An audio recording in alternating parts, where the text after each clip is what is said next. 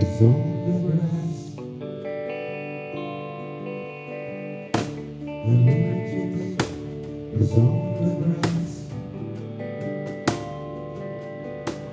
Remember days, the days of chains and laughs. O universo continua criando matéria, existe uma quantidade X de matéria desde que supomos que tem existido um Big Bang. Como é que se comporta isso, a existência da matéria, o surgimento da matéria, a quantidade de matéria no universo? Essa é uma questão interessante, porque uma das teorias mais aceitas hoje, que é a do Big Bang, ela pressupõe conservação da energia e conservação, na verdade, conservação da massa e energia, né? Porque a massa pode converter energia em massa, então é a conservação dessa entidade, né? Então, o princípio da física hoje é de que a matéria e a energia se conservam. Então, onde sumiu alguma coisa, apareceu outra no lugar e o total do universo seria constante. Então, toda a física está desenvolvida dentro desse princípio, dentro desse paradigma, né? O Big Bang é uma das teorias mais aceitas, porém já está sofrendo um monte de críticas porque tem algumas inconsistências, né? Mas ela tem uma previsão teórica, então é possível, a partir das equações de Einstein, né, imaginar um ponto, né, o universo na forma de um ponto, uma singularidade, né? Então ela é prevista teoricamente. Existem evidências experimentais de que isso também pode ter acontecido. Então algumas questões são: será que isso foi o começo único? Será que isso foi um dos começos, né, do universo? Então essa questão é uma questão em aberto ainda. A ideia do Big Bang é que todo o universo surgiu de um ponto, se expande, né? E esperava-se que ele atingisse um limite de expansão, depois se contraísse, né, de novo, mas parece que ele continua expandindo acelerado. Mas uma teoria seria que isso algum dia vai acontecer, ele vai expandindo, depois ele se contrai de novo, se expande de novo, então seriam múltiplos, né, processos desse tipo, expansão, contração. Evidências experimentais para a existência de contração existem, então por isso que todo mundo trabalha com essas duas hipóteses mais fortemente. Agora, a gente também tem uma tendência natural de imaginar que tudo tem uma causa, então essa é uma concepção clássica, vamos dizer assim, né? Que para acontecer algo deve existir uma causa bem definida. A mecânica quântica ela não trabalha com essa causa bem definida. Então, a existência do universo, buscar uma causa, talvez não seja relevante. Uma coisa que a gente pode transpor para a nossa vida cotidiana é a própria origem, por exemplo, do câncer, né? A gente sabe o que produz, né? É uma perturbação no DNA, mas o DNA ele vive sofrendo essas perturbações, então ele vive sendo degenerado e o sistema de reparo do corpo humano vive trabalhando para tentar corrigir isso. Por algum motivo que ninguém sabe, uma hora falha esse sistema e aí, eventualmente, falhando, pode acontecer de surgir um câncer, ou pode não acontecer nada. Então, é difícil falar, não, a causa do câncer é exatamente isso, porque a gente vive sofrendo mutações e essas mutações não necessariamente resultam no câncer. Então, são coisas assim de causa e efeito, é muito difícil, né? Então, não é... A ciência hoje ela não está muito presa nas questões de causa e efeito.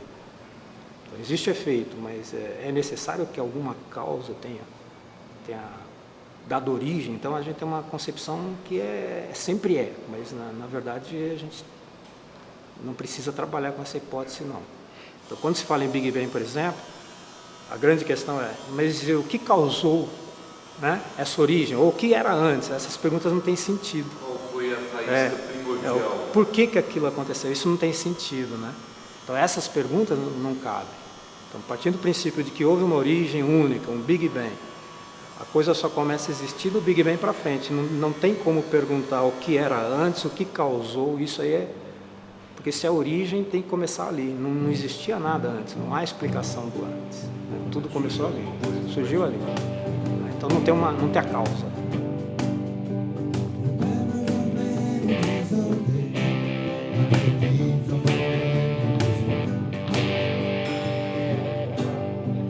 There's nothing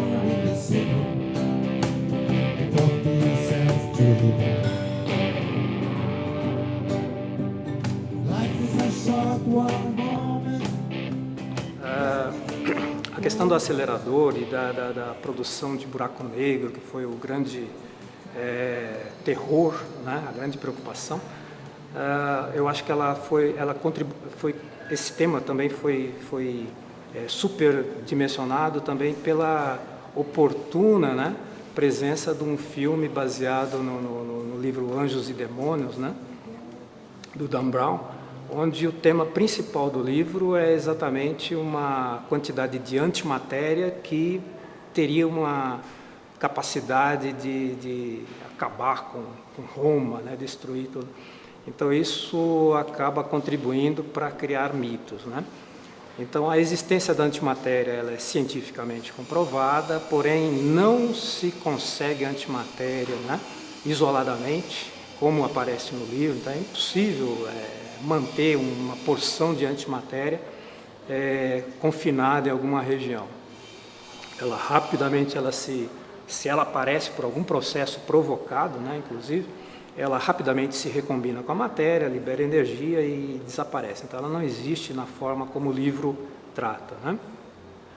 E no livro também, essa quantidade de antimatéria produzida em laboratório é extremamente grande para as possibilidades reais, né? Então, pensar em algumas frações de grama de antimatéria já é algo assim bastante imaginário, né? É ficção mesmo, né? Então, o potencial de energia que essa reação da matéria com a antimatéria pode provocar, ela, do ponto de vista de possibilidades reais, é muito pequena. Então, quando a gente pensa no acelerador linear, por exemplo, e aí é interessante o pessoal saber para que existe o acelerador linear, né? O acelerador linear ele tem uma intenção de possibilitar descobertas de estruturas mais elementares da matéria, da natureza. Então, diria que a gente tem o átomo, tem o conhecimento do átomo, tem o conhecimento do núcleo atômico, de algumas partículas, né, subatômicas, subnucleares, e o que um acelerador hoje pode viabilizar seria conhecer mais detalhes a respeito desse núcleo atômico, da menor fração de matéria que a gente tem hoje estável, né? Então, que outras partículas atualmente não conhecidas poderiam ser descobertas. Então, uma questão muito interessante é a questão da massa. De onde vem massa? De onde ela aparece? A gente trabalha com massa, acha tudo muito natural, tudo tem massa, sabe medir massa, né? Sabe as consequências da massa, mas a gente não sabe de onde apareceu massa no universo.